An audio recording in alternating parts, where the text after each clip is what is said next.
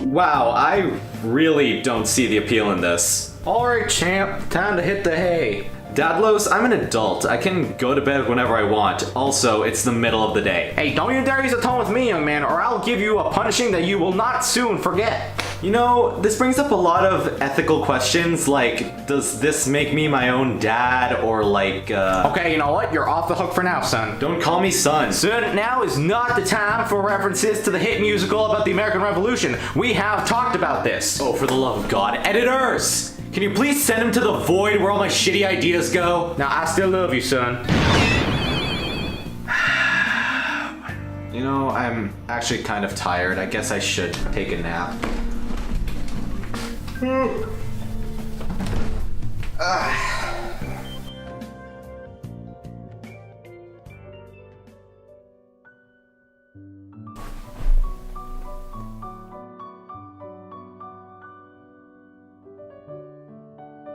Where the hell am I? Ah, you've woken up. Stranger danger! My name is Igor. I'm delighted to make your acquaintance. Yeah, hey, I'm Carlos, delighted to make your whatever. Dude, you really need to branch out in your color choices for your interior decorating. Okay, you know what? I didn't summon you here to be judged for my taste in decor. Okay, so why did you summon me, mysterious black figure? I summoned you to discuss the awakening of your persona and the task you must undertake to forge your contract. Well, I did just finish Persona 5. How incredibly relevant. Hey, it's not like I wrote this incredible script. Yes, you did. Got me there. Very well. Your task shall be to review Persona 5, and once you have completed your task, return here and we shall form our contract. Sounds good, Fig Door. It's Igor. Whatever, Big Snore, you just send me back. Oh, jeez. So, Persona. Being a spin-off of the Megami Tensei series, the Persona series saw the light of day in 1996 with the release of Revelations Persona, which established the central idea of all future Persona games of you being some high school kid and you have to kill the demons to save the world. This game and both Persona 2 games, though somewhat dated and incredibly different than what the Persona series is now, laid the groundwork for the future installments in the series, and that's when things got crazy. And I use that in a relative term. In Persona 2, you literally fight Hitler wearing sunglasses. From there we go to the three most well-known and best Persona games, as well as the ones I'll mainly be referring to in this video. Persona 3, which came out in 2006, Persona 4, which came out in 2008, and Persona 5, which came out in 2016 for the 20th anniversary of the Persona series. That's the one we're going to be talking about today. Look, all three of these installments are amazing in their own rights, and I plan on eventually making a video for each of them respectively, but at the moment, the only Persona game I've played to completion is Persona 5, so take my opinions and observations with a grain of salt. Now, personally speaking, I'm really not the biggest fan of JRPGs. They're really long games and they're really hard to get into for my taste. I acknowledge that a lot of them are probably really great games with really interesting storylines, but I just don't really have the patience to get through them, really. But Persona 5 had a really interesting premise, and since my friends were really raving about it at the time, I decided, you know what? I'm gonna give it a shot. And I really liked it. Anyway, without any further ado, let's go ahead and get to the... How do you do that? It's a disk, it can't play itself. It has no legs or minds, it can't be access. How do you do that? You should inform me. The C4 must be super OTG. Well, it looks like my game has decided to insert itself into the PS4. So, you know what? We're just gonna go with it. Uh-oh. Oh. Oh my god.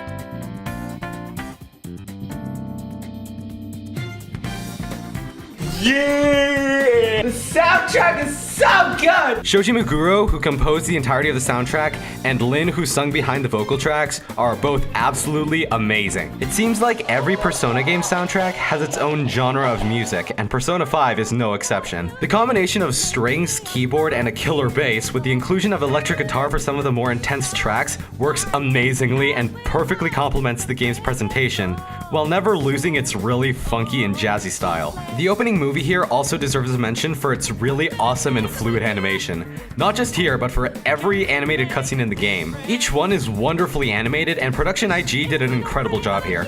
This story is a work of fiction. Similarities between characters or events to persons living or dead in your world are purely coincidental. Only those who have agreed to the above have the privilege of partaking in this game. Oh, I didn't know I had to sign a legally binding contract before I played my video game. Kinda cool, it's spooky. He sounds like a chain-smoking Batman. Hey Morgana, I'm gonna jump out this window. Joker, no. Joker, yes! We're breaking free.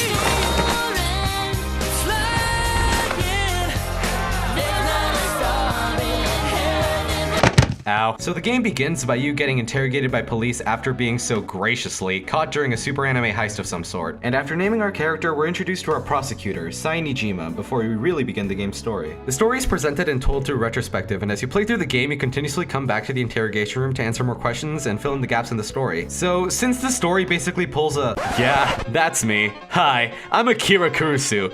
Now you may be wondering how I got myself into this situation. Because we're recalling events rather than going through the story in the present, the player is able to slowly figure things out for themselves as they go through the game, as not everything is made immediately apparent, which adds a layer of intrigue and mystery to the entire story. Now, I'm not going to talk about the story in this video, mainly because if you're at all interested in playing this game, I highly recommend you play through it blindly, because I feel like it's the only way you should experience stories, and trust me, this story deserves it.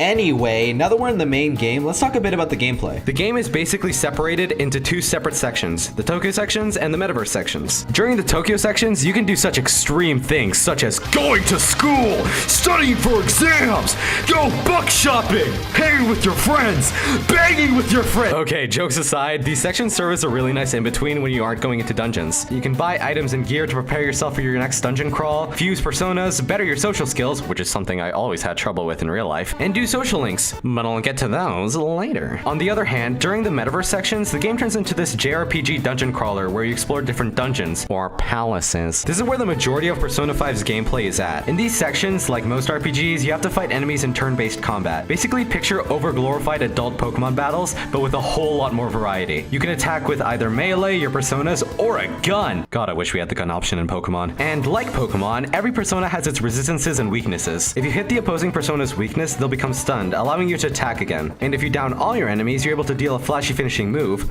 or you can negotiate with the persona and get an item, money, or capture the persona. All these interesting elements really add some much needed depth and strategy to the monotony of turn-based combat. It kind of reminds me of Paper Mario's combat, giving a unique spin to a mechanic we've seen since the beginning of time. Now, when you're not fighting enemies, you're going from room to room exploring the palace, and Persona 5 added this really cool mechanic that I'm going to talk about right now. So Persona 5 added the really cool mechanic of having a security level. Whoa, oh my god, it's security level. Holy crap. The mechanic encourages players to be stealthy, sneaking around and ambushing enemies rather than facing them head on, all while being noticed as little as possible, which in a game where you're playing as thieves is a very neat idea. The higher the security level of the palace is, the more alert the enemies will be. This makes it a lot harder to actually explore the dungeons without getting caught, and oh my god, the designs of these dungeons. They're so good. Whether it's a castle, a pyramid, a casino, a cruise ship, yeah, I'll get back to you in a minute. Another cool design detail is that each dungeon is based off of one of the 7 deadly sins, which gives the designs of the palace rulers and palaces a whole new layer of depth. We got lust,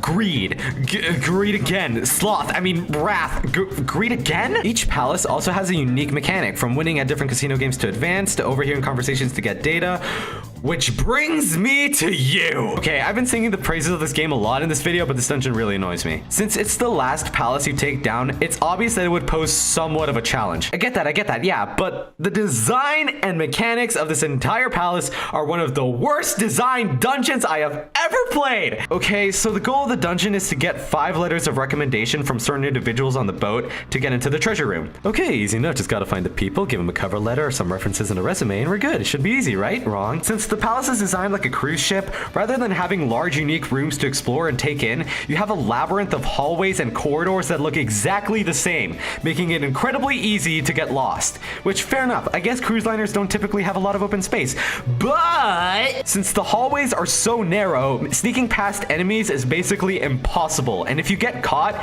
you have to make a mad dash back the way you came in order to lose them because you can't get around them. So instead of feeling like a group of badass fandom thieves on a mission to ensue societal reform on a national scale, you're a family of 8 lost trying to find the room on an elusive cruise they got a stick discount on because Ryuji's really good at stuffing out a good bargain and found the tickets on sale! Oh, but wait, there's more. Eventually, the mechanic of the palace is introduced, where you're turned into defenseless mice in certain areas of the map, and you have to navigate the halls through vents while avoiding enemies to find these switches to turn the mice thing on and off. Now, on paper, this seems like a silly but fun mechanic, but in practice, it becomes very tedious and boring as you're forced to slow down, turn the switches on and off, and retrace your steps constantly. And remember how I said it's basically impossible to avoid enemies in these incredibly narrow corridors? Yeah, God forbid you get caught as a mouse, because if you do, it's GG rip, my dude. You can't attack, you can't defend, all you can do is just take the hits, and they do a lot, and then you get O-code, forcing you to do the entire thing over again because you were stupid and forgot to save, and god damn it! Hey, come on, man. Don't get too worked up about it.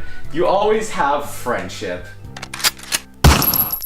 I don't need friendship. I have a wife. But the social links. Yeah, that's a thing I needed to talk about and totally didn't forget. I smell burnt toast. In terms of characters, Persona games are the literal kings of making interesting characters, and Persona 5 is no exception. You have your friends that gradually join the Phantom Thieves as you progress through the story, like Ryuji, An, Best Boy, Makoto, my waifu, as well as a bunch of other side characters like Sojiro, Sketchy Back Alley Doctor, Sketchy Back Alley Fortune Teller, Sketchy Detective, or should I say Sketchy Detective? And look, I know what you're thinking. Big deal, Carlos. A lot of games have good characters, but what makes Persona's characters so special? Social links! Oh, sorry, I got excited. Social links are the best part of these games. You can go dungeon crawling all you want, but boy, this mechanic really stole my heart. Persona 5 joke, that's what comes out. Basically, every character has their own sort of storyline where you can help them overcome something and, for lack of a better term, get to know them better and become closer. And if you social link with a girl, you can become even closer. Each social link has 10 levels, with each level giving you and your party members new abilities, ranging from your party members being able to follow up your attacks, to making special items, to literally taking a bullet for you. And though most of these are technically optional side stories, the abilities that the social links give you range from a minor quality of life upgrade to godly. And honestly, the storylines are so incredibly written. They're charming, heartwarming, and really feels like you're growing closer to these characters and helping them overcome their problems. And if you reach level 10, you're rewarded with the character's ultimate persona, and if you so choose, a virtual girlfriend who will love you forever. That might actually be the saddest sentence I have ever written. Tell me about it. Oh good, my game can talk. Anyway, I think it's time for me to summon my persona. Editors! Send me back! Whew. Hey, Pigvor. It's Igor. Dad, shut up for a second. I'm ready to summon my persona. Very well. Let us form a bond. I am thou. Thou art I. Oh no. What is it? Oh god! Get out now. No, don't send me back!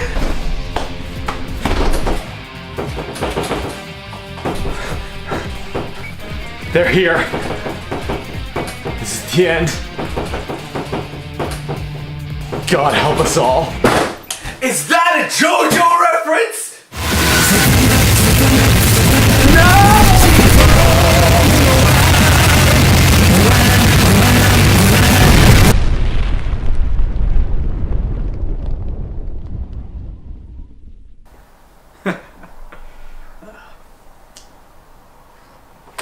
And that's where we get the term, is that a JoJo's reference?